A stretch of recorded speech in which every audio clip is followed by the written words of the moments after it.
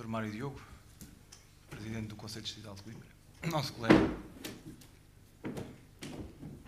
Tens a palavra. Obrigado. Muito boa tarde. Começo por saudar a excelentíssima senhora bastonária da nossa ordem, minha bastonária, doutora Maria de Jesus Serra Lopes, também os senhores deputados e representantes de grupos parlamentares que nos deram a honra da sua presença neste seminário. Uma palavra também de saudação para os senhores vice-presidentes e vogais do Conselho Superior, também para os senhores vice-presidentes e vogais do Conselho Distrital de Lisboa e do Conselho Distrital de Coimbra aqui presentes, e ainda também para os senhores vice-presidentes e vogais do Conselho de Ontologia de Lisboa e, se porventura aqui estiver, algum dos vogais do nosso Conselho Geral. Também uma palavra de saudação para os senhores presidentes e membros das delegações da Ordem dos Advogados, para os membros das comissões e institutos da nossa Ordem, e uma palavra também de muito reconhecimento e apreço para a senhora Secretária-Geral do Conselho Distrital de Lisboa, doutora Ana Dias, meus colegas, minhas colegas, meus colegas, excelentíssimos senhores. Antes de mais, permitam-me dar-vos nota do enorme prazer que é estar hoje aqui perante vós e, desde logo, prestar um público agradecimento ao Conselho Distrital de Lisboa, na pessoa do seu Presidente, mas também dos senhores Vice-Presidentes e vogais do Conselho Distrital de Lisboa, pelo apoio que têm dado a outros Conselhos Distritais. É exemplo disso o Conselho Distrital de Coimbra, que em momentos uns mais difíceis que outros, sempre contou com o apoio do Conselho Distrital de Lisboa e com o particular empenho do seu Presidente. Para quem, como nós, defende que há apenas uma Ordem dos Advogados e não propriamente um conjunto de capelinhas dentro da Ordem dos Advogados, é exemplo de lançar pontes derrubando muros que outros não sabem ou não querem fazer. Muito obrigado, Vasco, muito obrigado, Conselho Distrital de Lisboa, por este continuado apoio. Também uma palavra, permita-se-me agora em inglês. Can we have the utmost pleasure in having you with us today in this seminar in order of giving a testimony of your knowledge and your experience about these entities, these multidisciplinary entities. Thank you very much for your effort. We know that it's a long way to come here, and your effort is something that we appreciate very, very deeply. También una palabra de grande agradecimiento para Sebastián, un amigo de todas las horas, un amigo de hace muchos años, y también muchas gracias por tu esfuerzo, porque sabemos que todo esto es hecho en sobreposición con las normales tareas que todos nosotros aseguramos en nuestra vida profesional. Muchas gracias, Sebastián, por tu presencia aquí con nosotros. Tinha estruturado esta intervenção começando por tentar recensear o problema, para depois vos dar nota da posição do Conselho Distrital de Coimbra e também, porque me parece que enriquece o diálogo que todos nós travaremos a propósito deste assunto, a posição do Conselho Consultivo des Barreaux Européens, do CCBE, a propósito desta matéria. E é isso que me proponho fazer, começando o breve discurso sobre o problema, relembrando algumas datas. 19 de abril de 2012. Foi colocada em discussão pública a proposta de lei daquela que viria a ser a Lei das Associações Públicas Profissionais, 19 de abril de 2012. 16 de maio de 2012 é convocada uma Assembleia Geral da Ordem dos Advogados para discutir esta proposta de lei. Logo aí, tive o grato ensejo de usar da palavra nessa Assembleia Geral para verberar aspectos concretos do projeto de lei, e era um projeto de lei na altura, para alertar para a necessidade de empreender uma ampla discussão dos temas fraturantes exigidos pelo novo, ou propostos pelo novo regime, de modo a preparar a adequação do Estatuto da Ordem dos Advogados ao regime então já provável. Para destacar que, nos termos do projeto, o poder da alteração estatutária estava conferido ao Conselho Geral, ao órgão executivo nacional, que em apenas 30 dias deveria apresentar ao Governo um projeto de alterações. Defendi energicamente a democraticidade interna, preconizando o envolvimento dos órgãos da Ordem dos Advogados e dos advogados portugueses na alteração do seu diploma matricial, devendo procurar-se, aconselhando a que se procurasse uma participada conformação coletiva da vontade da Ordem dos Advogados. 21 de setembro de 2012, a proposta de lei foi aprovada na Assembleia da República. Repito, 21 de setembro de 2012. Em 12 de outubro de 2012, na sessão solene de abertura da 8ª Convenção das Delegações em Aveiro, alertei de novo para a necessidade de adequar o Estatuto da Ordem dos Advogados à lei já aprovada na Generalidade, num prazo presumivelmente 30 dias após publicação. Aí enfatizámos de novo que, embora formalmente, tal como coubesse ao Conselho Geral, todos os advogados portugueses se deviam envolver na discussão do projeto de alterações. 23 de novembro de 2012, a proposta de lei foi aprovada na especialidade na Assembleia da República. Em 10 de janeiro de 2013, quase 9 meses depois de ter sido aberta a discussão pública, mais de 3 meses depois de ter sido aprovada na Generalidade e mais de 1 mês depois de ter sido aprovada na especialidade, a Lei 2 de 2013 foi publicada no Diário da República. Em 28 de janeiro de 2013, conforme aqui já referido pelo Dr. António Jaime Martins, o Gabinete do Bastonário enviou aos Conselhos Distritais e Delegações um anteprojeto, aquilo que ficou chamado pelo anteprojeto Cérvulo, professando uma alteração profunda ao Estatuto da Ordem dos Advogados, dando-lhe o prazo de apenas 4 dias para pronúncia. Numa deriva inconsequente, este projeto extinguia os Conselhos Distritais e as Delegações e atraiçoava o trabalho de meses, produzido pelos órgãos da Ordem dos Advogados, e vale a verdade pelo próprio Bastonário, no combate à reforma da organização judiciária, vulgarmente conhecido pelo mapa judiciário, antecipando então nesse projeto a matriz territorial proposta pelo Ministério da Justiça que tão afanosamente todos nós combatíamos. No dia 1 de fevereiro de 2013, o Conselho Geral reunido em Coimbra deliberou apresentar ao Governo um projeto de compatibilização do Estatuto da Ordem dos Advogados com a Lei das Associações Públicas Profissionais. Mais deliberou pedir a convocação de um congresso extraordinário para discutir aquela lei, com a ameaça de demissão pelo bastonário se os advogados portugueses a aceitassem. No dia 8 de fevereiro de 2013, reuniram em sessão conjunta o Conselho Superior e o Conselho Geral, para, nos termos estatutários, deliberar sobre a convocação de um congresso extraordinário, não tendo sido alcançada a maioria favorável ao congresso exigida pelo Estatuto. Rejeitada a convocação do congresso extraordinário, no dia 11 de fevereiro de 2013, sendo que o dia 8 de fevereiro era uma sexta-feira e, portanto, interposto um fim de semana, o Sr. Bastonário e o Conselho Geral, aceitando agora a referida lei, terão apresentado ao Governo uma proposta de alteração ao Estatuto da Ordem dos Advogados, a que juntaram o projeto de um diploma novo, conhecido por Estatuto Profissional do Advogado. No dia 15 de fevereiro de 2013, esse projeto foi divulgado, só no dia 15 de fevereiro de 2013, esse projeto foi divulgado na página da Ordem dos Advogados e na notícia incerta nessa página afirmava-se que o bastonário iria tentar a convocação de um congresso extraordinário para este ano, 2013. No dia 11 de abril de 2013, ontem, portanto, expirou o prazo que o Governo tinha para remeter à Assembleia da República as propostas de alteração dos estatutos das associações públicas profissionais e demais legislação aplicável ao exercício da profissão que se revelassem necessárias para a adaptação ao regime previsto na Lei das Associações Públicas Profissionais. Tudo isto nos termos do artigo 53, número 5, desta mesma lei. Feito este discurso, transmitia-vos a posição do Conselho Distrital de Coimbra. Este discurso é fundamental para percebermos a forma atabalhoada como tudo isto foi gerido e, sobretudo, também para percebermos a forma como foram os advogados portugueses afastados da discussão do seu diploma matricial. E tudo isto entronca no tema que hoje aqui nos traz, a multidisciplinariedade nas sociedades de advogados. O Conselho Distrital de Coimbra rejeita em absoluto a existência de sociedades entre advogados e outros profissionais e sociedades de advogados com não advogados. Logo que esta problemática se suscitou, abordámos o colega Dr. António Arnaud, que, dispensando, é certo, qualquer apresentação, foi Presidente do Conselho Distrital de Coimbra e continua a ser um dos nossos mais ilustres deontólogos, dedicado que está há vários anos ao estudo destas matérias, com especial enfoque para o Estatuto da Ordem dos Advogados. Abordámos o Dr. António Arnaud, solicitando-lhe a emissão de um parecer sobre a abertura ou não das sociedades de advogados a outros profissionais e sobre a abertura ou não a não profissionais.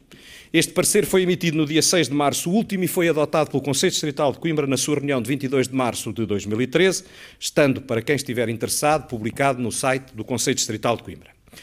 Como vimos, a Ordem dos Advogados, o seu Conselho Geral, apresentou ao Governo, em cumprimento do artigo 53.3, número 3 do artigo 53 da Lei 2 de 2013, 10 de janeiro, um projeto de alterações ao atual Estatuto e aproveitou a oportunidade para propor outras alterações a diplomas conexos, designadamente ao Decreto-Lei 229 de 2009, de 10 de dezembro, ou seja, ao regime jurídico das sociedades de advogados. Uma dessas alterações refere-se à existência de sociedades mistas ou pluridisciplinares, tendo como sócios, gerentes ou administradores pessoas inteiramente alheias à Ordem dos Advogados. Isto tudo nos termos do artigo 27 da Lei 2 de 2013, nos termos do artigo 203, número 3 do projeto de Estatuto e dos artigos 21, 84 e 85 do chamado Estatuto Profissional do Advogado. Atentando no artigo 27 da Lei das Associações Públicas Profissionais, há que reter que a possibilidade de exclusão de sócios estranhos à advocacia está prevista no seu número 4, o que significa, desde logo, que ao prevê-la se está a ir bem para além do exigido pela Lei 2 de 2013, bem para além daquilo que é a exigência legal de adequação do Estatuto da Ordem dos Advogados à Lei das Associações Públicas Profissionais. Espantoso é que seja a própria Ordem dos Advogados a escancarar a porta à multidisciplinaridade e as sociedades de advogados com não advogados, sem aproveitar deste número 4 do artigo 27, que vale a pena recordar.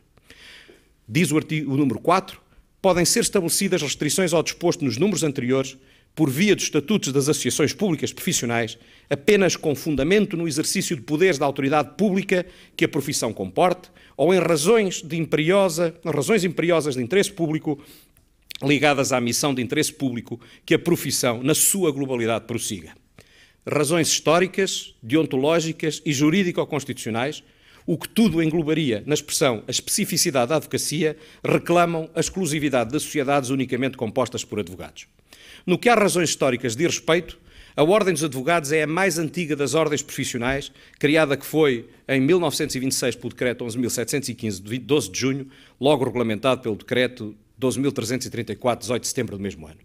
As sociedades de advogados foram criadas pelo Decreto-Lei 513-Q de 79, de 26 de dezembro, cujo preâmbulo refere justificarem-se pela complexidade da advocacia, pela conveniência da atividade em equipa entre profissionais de diversa especialização e para dar cobertura jurídica a situações de facto então existentes. Questão nuclear, pois, é a de saber se o Estatuto da Ordem dos Advogados pode beneficiar das restrições previstas no número 4 do artigo 27 da Lei das Associações Públicas Profissionais, no que toca às sociedades de advogados, evitando sociedades de advogados com outras profissões ou atividades. Vejamos. O perfil do advogado e a especificidade da advocacia determinaram a exclusividade dos advogados nas respectivas sociedades. O número 1 do regime jurídico das sociedades de advogados só permitiu a constituição de sociedades a advogados, atribuindo-lhe o objetivo exclusivo de exercício em comum da profissão de advogado. O mesmo regime de exclusividade foi consagrado pelo Decreto-Lei 229 de 2004, de 10 de dezembro, que veio completar e flexibilizar o regime jurídico dessas mesmas sociedades, salvaguardando-se o princípio da natureza não mercantil, tendo em conta permitir uma concorrência sã e equilibrada entre os profissionais dos diversos Estados da União Europeia, como se lê no respectivo preâmbulo. A função social da advocacia não se alterou desde então, ao ponto de provocar uma ruptura dos valores que constituem a alma da toga. São estes valores que justificam a consagração estatutária das restrições previstas no referido número 4 do artigo 27 da Lei das Associações Públicas Profissionais. A advocacia desempenha uma relevante função social de interesse público, tanto como colaboradora indispensável na administração da justiça, como ainda como defensora, por definição, do Estado de Direito e dos direitos, liberdades e garantias do cidadão, como se verifica, de resto, pelas atribuições estatutárias da Ordem, designadamente no seu artigo 3º. Por esta razão, todas as entidades públicas, autoridades judiciárias e policiais lhe devem colaboração. Artigo 8º do Estatuto da Ordem dos Advogados. Os advogados são os únicos profissionais que têm estatutariamente deveres para com a comunidade, de entre os quais avulta defender os direitos, liberdades e garantias, pugnar pela boa aplicação da lei e colaborar no acesso ao direito. O acesso ao direito e aos tribunais, assim como o patrocínio judiciário, estão garantidos no artigo 20, número 1 e 2 da Constituição da República Portuguesa e são assegurados exclusivamente por advogados. O advogado desempenha um papel relevante para além do exercício do mandato forense, quando no recato do seu gabinete dirime ou previne litígios, assumindo-se na feliz expressão do professor António Castanheira Neves como um mediador de convivência ética, agente do equilíbrio e da paz social. Esta função ético-social da advocacia é que justifica certas incompatibilidades ou impedimentos para o exercício profissional a fim de manter a isenção, independência e dignidade. Em reforço do relevante interesse público da advocacia, cabe lembrar as exigências legais e deontológicas de integridade, dignidade, probidade e independência, consagradas nos artigos 83 e 84, cabe lembrar ainda o apertado regime de segredo profissional e de fixação de honorários previstos nos artigos 87, 100 e 101 do Estatuto. A Ordem dos Advogados congrega uma classe de alta e escrupulosa probidade, o que se transcreve do preâmbulo do Decreto Fundador de 1926. Por isso, foi sempre considerada uma pessoa coletiva de direito público. É nesta lógica de interesse público que foi constitucionalizado o patrocínio forense e garantidas aos advogados as imunidades necessárias ao exercício do mandato como elemento essencial à administração da justiça, o que está consagrado no artigo 208 da Constituição. Essas imunidades decorrentes de razões imperiosas de interesse público, para usar a formulação do citado número 4 do artigo 27 da Lei 2 de 2013, estão hoje previstas, designadamente no artigo 144 da Lei 52 de 2008, a Lei da Organização e Funcionamento dos Tribunais Judiciais. As próprias Nações Unidas preocuparam-se em declarar os princípios básicos relativos à função de advogado, que considera os advogados como agentes essenciais à administração da justiça, garantindo-lhes imunidade civil, penal, por todas as declarações pertinentes, feitas de boa-fé por escrito ou em alegações orais. Este regime de não sancionamento por quaisquer expressões ou imputações indispensáveis à defesa da causa está também consagrado no artigo 154, número 2 do Código de Processo Civil. O perfil do advogado e a especificidade da profissão forense, acima esboçados, caracterizam a advocacia como uma atividade de relevante interesse social, como uma missão de interesse público para os efeitos do regime do número 4 do famigerado artigo 27. Acresce que o advogado está dotado de autoridade pública, visto ter competência para atos reservados a notários, como reconhecimentos, autenticações, certificações, documentos, podendo ainda, entre outros atos negociais, formalizar a transmissão de bens imóveis e celebrar a maioria dos contratos regulados no Código das Sociedades Comerciais. Já antes dessas competências, que implicam a natureza pública daqueles atos, o professor Jorge Figueiredo Dias entendia que o advogado exerce uma função pública de administração da justiça e é, por conseguinte, um elemento dessa administração. Parece, assim, suficientemente demonstrado que o Estatuto da Ordem e, se quiser, o Estatuto Profissional do Advogado podem e devem estabelecer as restrições previstas no número 4 do artigo 27 relativamente à possibilidade de constituição de sociedades de advogados em conjunto com outras profissões ou atividades. Se a lei permite essas restrições, é altamente conveniente que elas sejam acolhidas pelo futuro ou futuros estatutos, mantendo-se as sociedades de advogados exclusivamente reservadas a advogados pelas razões históricas e jurídicas e deontológicas que foram resumidamente expostas. O 5º Congresso da Ordem, em maio de 2000, considerou incompatível o exercício da advocacia com qualquer tipo de associação com outros profissionais, designadamente sob a forma de sociedades multidisciplinares. E o 7º Congresso da Ordem, na Figueira da Foz, em novembro de 2011, reiterou esta mesma posição. E não se vê qualquer vantagem das sociedades de advogados poderem integrar outras profissões. Se for necessário, por exemplo, obter o parecer de um psicólogo ou de um economista sobre um dado caso concreto, poderá fazer-se como até aqui, solicitando tal parecer quando tal se justifique. A apertada deontologia a que o advogado está adstrito e a que atrás nos referimos não se compadece com a presença de estranhos e com a partilha de informações de natureza confidencial. A integração de elementos alheios à função tenderia a bastardá-la, quiçá a perverter o cerne ético-social da advocacia e a transformá-la numa atividade de tipo mercantil, como já foi tentado e rechaçado energicamente. Quem não se lembra do Decreto-Lei 156 de 2005, de 15 de setembro, que alargou a obrigação da existência e disponibilização de um livro de reclamações, como acontece nas atividades comerciais sujeitas à fiscalização da ASAI. Repare-se ainda nestes dois pormenores, perdoe-me a expressão, por maiores. A inclusão de pessoas estranhas à ordem e à administração da justiça nas sociedades de advogados vem constituir o nefasto expediente que permite admitir no seu seio advogados suspensos ou expulsos por grave violação dos seus deveres deontológicos, como referiu o Dr. Vasco Marques Correia. Para quem defende a multidisciplinaridade, onde fica a lei dos atos próprios dos advogados, também salientado pelo Vasco? Para quem defende a multidisciplinaridade, e só para estes, não fará sentido restringi-la a entes societários, porque não pode então um coletivo de advogados que se tenha agrupado para partilhar despesas abranger outros profissionais no seu exercício. Constitui-se assim até uma injustificada desigualdade relativa.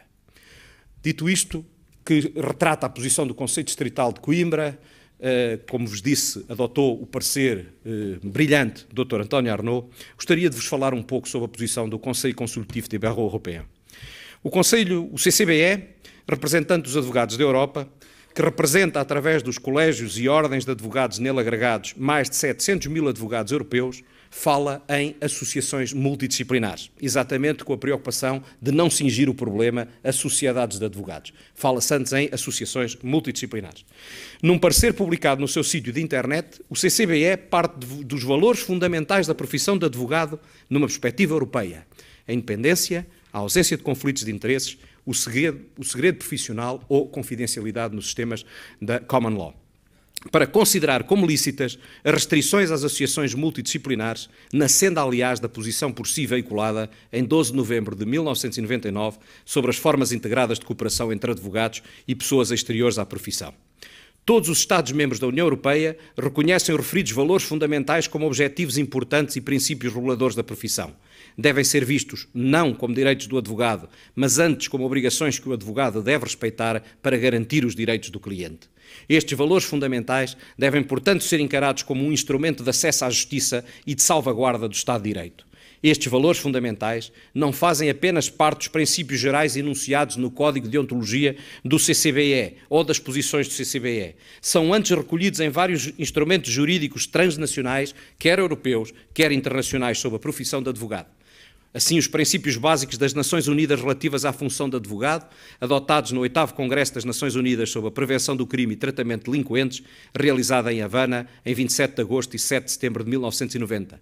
A Recomendação 21 do Comitê de Ministros do Conselho da Europa aos Estados-membros sobre a liberdade do exercício da profissão de advogado, que data de 25 de outubro de 2000.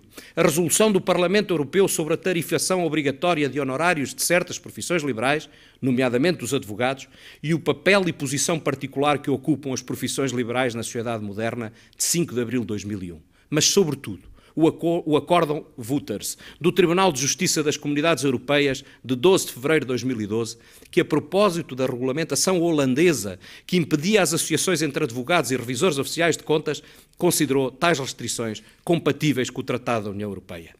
Neste acórdão, o Tribunal não apenas reconheceu como valores fundamentais a independência, a ausência de conflitos de interesse e o segredo profissional, a confidencialidade, como considerou que estes valores eram, sublinho, questões de interesse público. Está lá escrito. O Tribunal decidiu que o barreau holandês podia adotar a regulamentação restritiva das associações multidisciplinares em discussão, não obstante os efeitos limitadores da concorrência dela decorrentes, necessários para o bom exercício da profissão de advogado. Significou assim, de uma forma lapidar, que os valores fundamentais da profissão podem prevalecer sobre os interesses da concorrência. Vejamos em brevíssimas palavras o que diz o CCBE sobre tais valores fundamentais. Independência. A multiplicidade de deveres a que o advogado está sujeito impõe-lhe uma independência absoluta. O advogado deve ser isento de qualquer pressão, especialmente a que possa resultar dos seus próprios interesses ou de influências exteriores. E diz, no ponto 2.1 do Código de Ontologia dos Advogados Europeus, uma tal independência é tão necessária à confiança da justiça como a imparcialidade do juiz. A ausência de conflitos de interesses afirma-se como princípio deontológico indderrogável que o advogado tem a obrigação de agir sempre em defesa dos interesses legítimos do seu cliente, em primazia sobre os seus próprios interesses ou dos colegas de profissão. Segredo profissional e confidencialidade. A obrigação de guardar segredo profissional visa garantir razões de interesse público, nomeadamente a administração da justiça e a defesa dos interesses dos clientes. Ancorado na confiança entre advogado e cliente, serve, pois, um indubitável interesse público. No Acórdão Wouters, o Tribunal declarou constitue également une garantie essentielle de la liberté de l'individu et du bon fonctionnement de la justice, de sorte qu'il relève de l'ordre public dans la plupart des États-membres. Permitam-me destacar o Acórdão Wouters, pois há que ter a consciência que na primeira parte da nossa intervenção, quando abordámos a posição do Conceito Distrital de Coimbra, o nosso argumentário assentou em valores, numa discussão de valores, sendo eles completamente obliterados pela ideologia neoliberal para quem o mercado, esse Deus Supremo, tudo regula, secundarizando tudo mais. A ideologia neoliberal claramente inspirou a Lei das Associações Públicas Profissionais. Permitam-me à parte, não é por acaso que este projeto de lei foi emanado do Ministério da Economia e não do Ministério da Justiça. Não é por acaso que o grupo multidisciplinar que está a aferir da adequação dos estatutos das ordens profissionais à lei das associações públicas profissionais é coordenado pelo Ministério da Economia, tendo o Ministério da Justiça apenas um representante, porque tem alguma coisa a dizer no que toca ao estatuto da Ordem dos Notários, da Câmara dos Solicitadores e da Ordem dos Advogados. É, portanto, o mercado a ideia inspiradora desta lei das associações públicas profissionais. Pois bem, a doutrina do Acórdão Wouters é um precioso aliado nesta discussão. É exatamente porque afirma a compatibilidade das restrições às associações multidisciplinares com o direito europeu da concorrência. Exatamente com base nesses valores, deixando claro que o mercado suporta, deve suportar o entorce à livre concorrência respaldado nesses valores próprios da profissão de advogado. Este acórdão é um aliado fundamental para a discussão que estamos a travar. Em conclusão, a admissão de estranhos à advocacia nas sociedades de advogados é altamente lesiva dos princípios ético-sociais que a inspiram e perigosa por permitir o exercício indireto da profissão a pessoas não habilitadas, suspensas ou expulsas da ordem pela prática de graves faltas disciplinares. A experiência mostra que a promiscuidade funcional com pessoas com formação e vivência diferentes pode afetar o núcleo vital da deontologia profissional dos advogados, a sua independência, a ausência de conflitos de interesses e o segredo profissional. Ao prever restrições à inclusão de pessoas estranhas nas sociedades de advogados, a Lei das Associações Públicas Profissionais quis, na sua letra e no seu espírito, preservar a autoridade pública da advocacia e reforçar as razões imperiosas de interesse público ligadas à sua missão. A Ordem dos Advogados tem competências estatutárias que a tornam uma instituição revestida de autoridade e com uma missão de relevante interesse público e os seus membros, agentes e defensores desses interesses, o primeiro dos quais é a defesa do Estado de Direito e colaborar na administração da justiça. Em consequência, e porque a Lei 2 de 2013 o permite, deverá a possibilidade de admissão de estranhos nas sociedades de advogados ser eliminada do novo Estatuto da Ordem dos Advogados e do Estatuto Profissional do Advogado. Poderia terminar por aqui, mas permitam-me uma nota final de enorme perplexidade. Em 17 de julho de 2012, a Ordem dos Advogados emitiu um parecer sobre um projeto de proposta de lei das associações públicas profissionais, onde manifestou, estávamos a falar ainda do projeto de proposta, onde manifestou a sua discordância com as sociedades multidisciplinares. Veio agora o Conselho Geral a propor estas entidades. Na exposição de motivos desta proposta de lei, invocava-se como motivo determinante da iniciativa legislativa o conjunto de compromissos assumidos com a Troika, designadamente no que respeita às qualificações profissionais e às profissões regulamentadas. Considerava-se, então, para dar cumprimento aos compromissos nessa matéria, o Estado português devia executar as medidas necessárias para melhorar o funcionamento do setor das profissões regulamentadas, especificamente no que diz respeito ao reconhecimento das qualificações profissionais, à eliminação das restrições ao uso de comunicação comercial, à publicidade, e à eliminação dos requisitos ao acesso e exercício de profissões regulamentadas que não se mostrassem justificados ou proporcionais. Pois a Ordem dos Advogados considerou, nessa altura, que essa melhoria, consistente no reconhecimento de qualificações profissionais, na eliminação de restrições ao uso de comunicação comercial e na eliminação dos demais requisitos de acesso, já se encontrava consagrada na nossa ordem jurídica nacional, na ordem jurídica interna, através de várias normas que transpuseram várias diretivas que não vou enunciar apenas para não vos maçar, mas com especial destaque para a Diretiva 2006/123 do Conselho do Parlamento e do Conselho de 12 de dezembro de 2006, relativa aos serviços no mercado interno. E referia-se, na altura, nesta pronúncia da Ordem dos Advogados, a noção de razões imperiosas de interesse geral, a que se referem determinadas disposições da presente diretiva, foi desenvolvida pela jurisprudência do Tribunal de Justiça relativa aos artigos 42 e 49 do Tratado e pode continuar a evoluir. Esta noção, na acessão que lhe é dada pela jurisprudência do Tribunal de Justiça, abrange pelo menos os seguintes domínios e, entre vários, encontramos a proteção dos destinatários dos serviços, a defesa dos consumidores, a prevenção da concorrência desleal e a salvaguarda da boa administração da justiça. Em matéria de constituição e de participação em sociedades pluridisciplinares, afirmou a Ordem dos Advogados nessa altura, que o artigo 27 do projeto da proposta de lei ia em sentido diverso e contrário ao que resulta do disposto no artigo 25 da referida diretiva. Em suma, verberou-se o regime do artigo 27 do projeto da proposta de lei, que já estabelecia tudo aquilo que veio depois a ser consagrado em lei. E para, afinal, se consagrar no projeto de alteração ao Estatuto e ao novo Estatuto Profissional do Advogado, a multidisciplinaridade e as sociedades entre advogados e não profissionais. Em que ficamos, meus caros colegas? Perdeu-se, após a publicação da lei, a consciência do interesse público da profissão e das razões imperiosas de interesse geral que foram invocadas na pronúncia? Não nos conformamos com a adoção da multidisciplinaridade e de sociedades de advogados envolvendo não profissionais. Estamos a tempo de defender o regime atual. Oxalá o Governo afaste esta péssima solução. Oxalá a Assembleia da República saiba proteger melhor o Estado de Direito. Digo com dor, digo com mágoa, porque a proteção do Estado de Direito é um dos principais atributos da Ordem dos Advogados. Oxalá a Assembleia da República saiba proteger melhor o Estado de Direito. Muito obrigado.